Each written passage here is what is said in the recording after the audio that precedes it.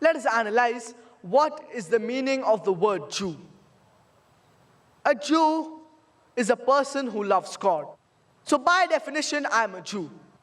But if a Jew is a person who follows the Talmudic and other scriptures, then I am not a Jew. A Christian is a person who follows the teachings of Jesus Christ, peace be upon him. So by definition, I am a Christian. But if a Christian is a person who worships Jesus Christ, peace be upon him, then I am not a Christian. The word Hindu, geographically it refers to the people living beyond the river Sindhu.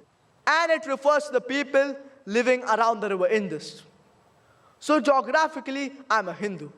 But if a Hindu is a person who worships idols, then I'm not a Hindu.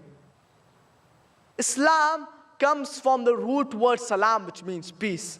It is also derived from the Arabic word silm, which means to submit your will to the will of God. Thus, Islam means peace acquired by submitting your will to the will of God.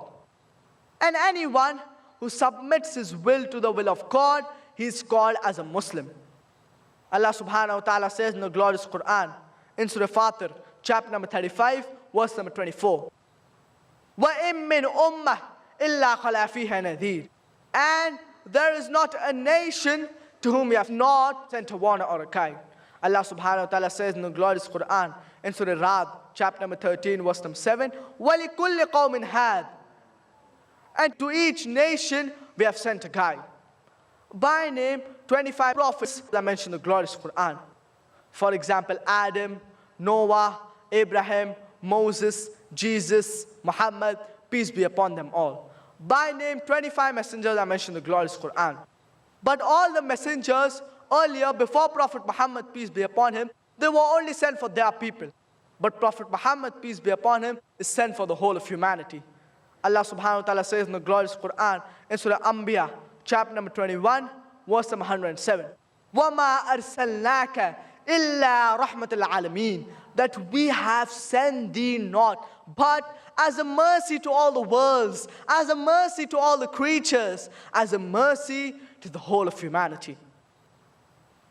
Allah subhanahu wa ta'ala says in the glorious Quran, in Surah Ra'd, chapter number 13, verse number 38. لِكُلِّ أَجَلٍ كِتَابٍ.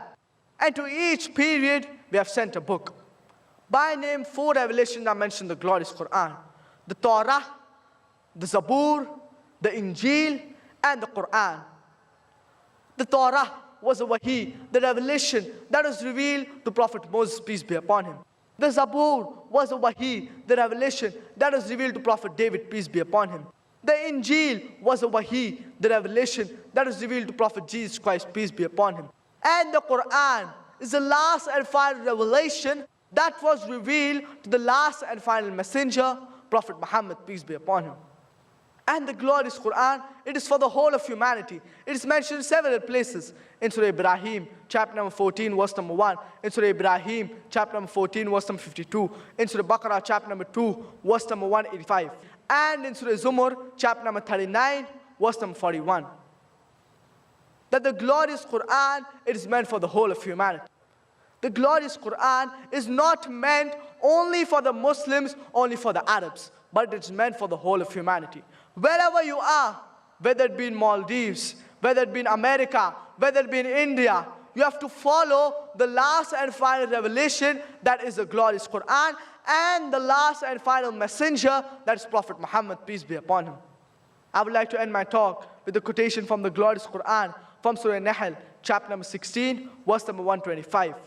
ادع إلى سبيل ربك بالحكمة والموعظة الحسنة وجادلهم بالتي هي أحسن. And invite all the way of thy Lord with wisdom and beautiful preachings, and argue with them and reason with them in the ways that are best and most gracious. وآخر دعوانا الحمد لله رب العالمين.